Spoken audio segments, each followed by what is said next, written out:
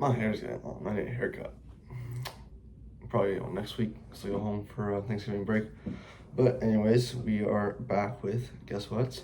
More stories. Our football team didn't win yesterday on Saturday. Whenever this gets posted, very sad, very disappointing. Yeah, it was bad. It was bad. That's all I can say. Not great. Not great day. That day it's pretty bad, but doesn't matter. It's just a football game. No one died or anything, which is good. But just a football game. We gotta move on. Ooh, I dropped my microphone. Sorry. Um, but it happens. We can still make the playoffs. Still win the natty at the end of the day, which is good. We just gotta lock in, win out next two games. The next two games are unranked opponents. So yeah, that's gonna be good. Anyways, first story of the day, because I know you guys want the stories. The whole one people is probably gonna watch this. How you doing? This first one's from Lazy Golf 7628. How can I stop bed rotting and actually get myself to do things? I don't know if anyone will even respond to this, but I've honestly been in a rut for the past few weeks. I seriously can't tell if I'm burnt out or depressed. I'm a first year college student. I work less than 20 hours a week. During my free time, all I honestly do is wake up, eat, take a nap, or bed rot until later in the evening. If I have homework to do today, I won't start until it is maybe 5 hours before it's due, sometimes less, depending on how long the assignment is. I honestly don't even have the motivation to get up and get myself ready unless I have work or school that day. I just don't see the purpose or have the energy for it. I know it's gross of me, lol. Please don't judge. I don't know how to fix this. It's affecting me, especially with my academics. I feel like I'm not even trying hard enough in all my classes at all. I don't really study except for the tests and exams, and I feel so dumb compared to my classmates. During the first month and a half, I used to study, but not anymore. I barely talk to anyone at work or at school either unless I'm forced to. I honestly found myself avoiding social interactions either. I don't have anything to say or I'm simply too scared to say anything. I don't really keep contact with my friends much either. Even when I'm at home, I don't really feel like conversating with my brothers or my parents. I kind of just want to be alone, even if it makes me a bit miserable, but being around people makes me anxious too. On top of that, I've also been feeling a bit bad about myself in general. I've never had this much low self-esteem in my life, mainly about my personality. I feel kind of stupid. I wish I wasn't so shy. It ruins my whole life. But anyways, if anyone's gone through this, please let me know how you fixed it. I can't let myself fail this semester. LOL. Any advice would be appreciated. Well, first of all, you aren't alone in this. Anyone who first moves to college experiences this. I experienced this my first week, or first month, honestly, of moving into college.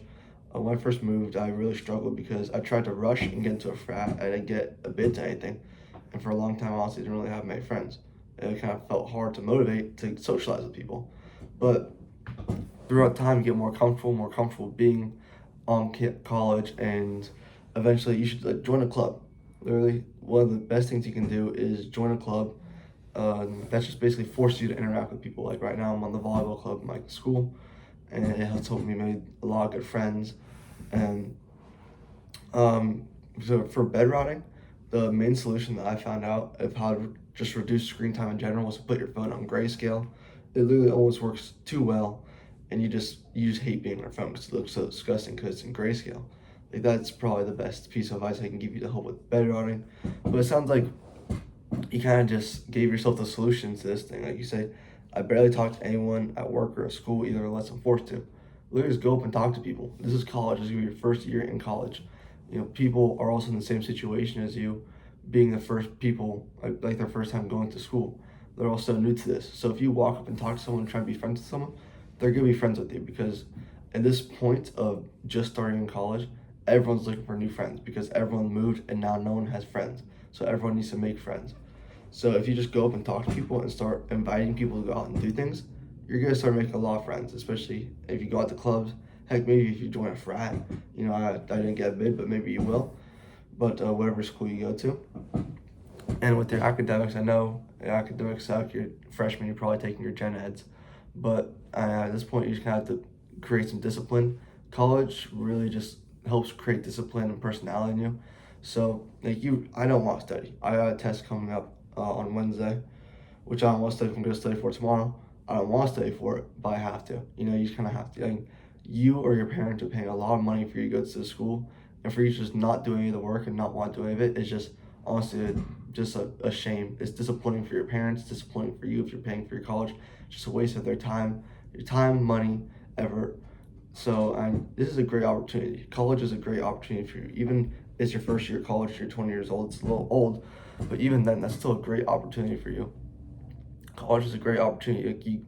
This is can make or break your life pretty much. College, well, not make or break your life, but it's a very important aspect of your life. College, so you just need to just get the discipline. You need some discipline. You start going to the gym, start meditating, start walking around, get some sunlight. Literally, one way to help focus and motivate someone is literally just work on a task for 5 minutes. For 5 minutes, you write up a paper for your thing, like your 5 minutes. In that 5 minutes, you start to get more used to it. You start to flow a little more. You start to get some progress done, and when your 5 minutes is up, you're like, oh, it's already been 5 minutes. So let me work on it a little bit longer. Then you go 5 more minutes, and you're like, okay, I'm still feeling good.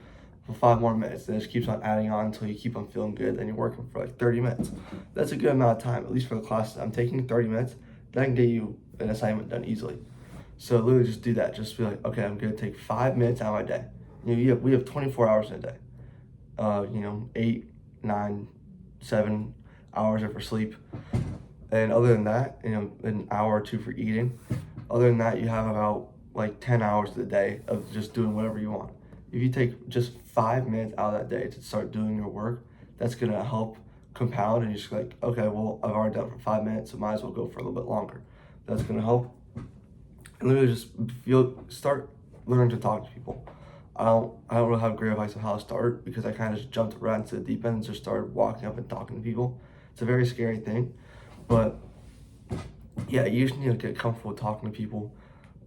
Next time you're in class, literally, like you're probably in a big lecture hall, you just go up to someone random, sit next to them, and just go, "Hey, how's it going?"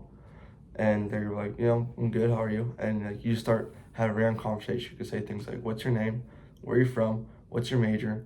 Is this like a gen ed, or you have to take this for your major?"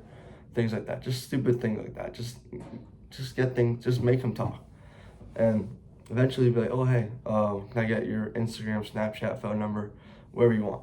And like you just hit them up. It's like, "Hey, you want to study for this test that's coming up? Do you want to like go work out? You want to go to the bar or something?" Start going to the bar.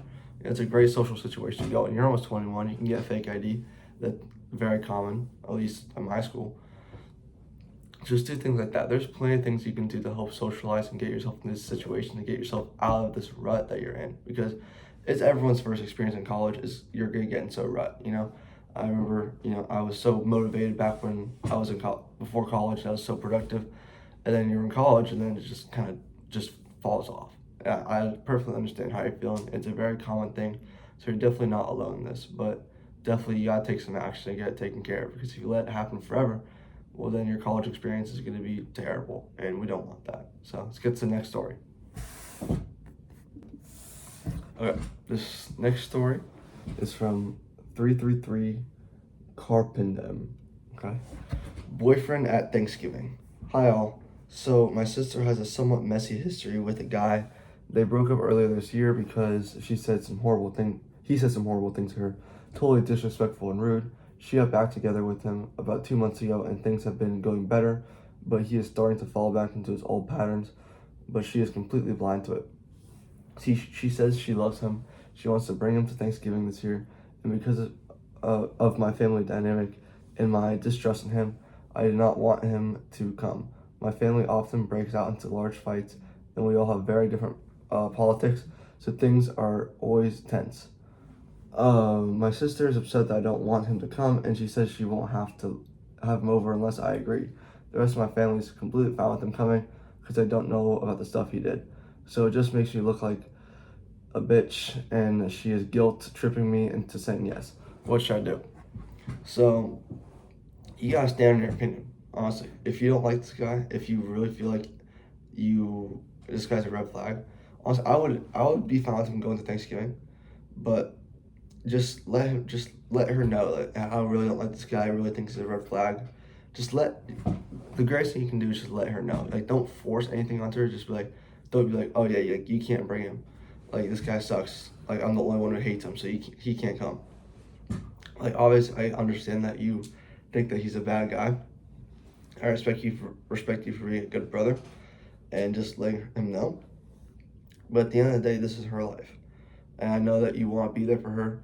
But I mean, we can take him to Thanksgiving and see how he does. If he does a really good job and everyone really likes him, then they like, okay, let's give him one more chance. But if we go to Thanksgiving with him and he just sucks, puts up a terrible performance, just is a bad person in general, then be like, hey, like, I really don't like it. Definitely express your concern with him if you feel like, with her, if you feel like if he's a bad guy. And it sounds like he is, because he said some horrible things to her according to this message, and they broke up and they got back together. That's an obvious red flag. But let her know. Just let her know. Just don't dictate her life and just be like, oh yeah, you can't be with her just because you can't be with him just because I don't like him, because he could change. Because he says like he's changed for a little bit. It seems like he's falling back to his old habits. But let him go to this Thanksgiving and see how he does. And then if the things aren't good, then the family doesn't like him, and the family eventually convinces her to break up with him, and all is well.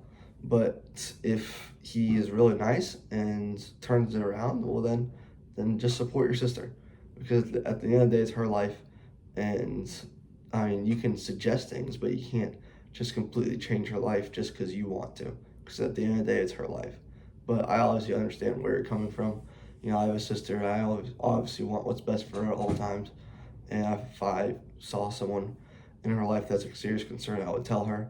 But at the end of the day, I do understand it's her life. So I completely understand where you're coming from, but that's just what I would do. So let's get to this last story. Okay, this last story is, how do I let go of therapists and find the right one? I don't think he's the one for me.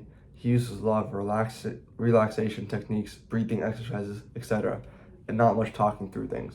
From day one, I mentioned some potential stress about my career and purpose, and he didn't even ask me what I did for work. He also leaves me to lead the whole conversation. I would like a therapist that guides me to break down what's on my mind and figure out how the source bit by bit, like in a logical sense. For example, if I have a fear of something, then help me think back to what caused it and if it's rational. What's the worst that can happen? My opinions, etc. I haven't prodded too much for him to stop the exercises, but I think he's too far off from what I want to change. Well, you just have to tell him directly if you don't want a new therapist, because I think it's pretty easy to change therapists. You can just go to a new place, or just request a new therapist. I'm pretty sure you can do it online, or like there's probably a front desk person that's like, hey, I feel like this guy's not the right one for me, because the right therapist, not everyone is the right fit for each person as a therapist. As someone who wants to be a therapist, I understand that everyone has different opinions and views. So my therapy techniques won't work on some people, while it works on others. Not every therapist is fit for the right person. People have different specialties. People help with different things, and it's just not the thing. But a therapist's job is to help you. That's their main job, is to help you. So if you prod him and tell him like, hey, I don't really think this is helping, then he's gonna change. If he's a good therapist at least, he's gonna change, and he's gonna change things up. If you tell him what you want him to do, it's kind of like a barber. It's like the right barber. You need to find the right person to cut your hair. So if you find the right person, and while you're getting the haircut, you need to tell him what you want. If you don't tell him what he wants, if you don't tell him what you want for your haircut, he's just gonna do the same old thing that he does for everyone. So if you just let him know, just be direct with him. It's like, hey, I feel like this breathing technique, this relaxation stuff isn't really working. Can we try it this way? Then he's gonna be like, okay, yeah, we can do that. And he's gonna care to what you want, because that's a therapist's job. That's literally his job. If he can't do that, then he's just a bad therapist, and you should try and find a different person. But if you can get him to change, then you can just stick with him. So yeah, that's the advice I would give you. But anyways, that's gonna be the end of the video. Hope you enjoyed.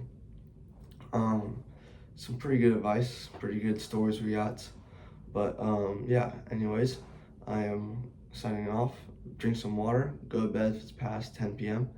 It's past 10 p.m., so I'm probably gonna start wrapping up and go to bed soon. Drink some water. It's a great day. Have a great day. Just remember that. Remember to stretch, all that good stuff. And anyways, I will see you around. Bye bye.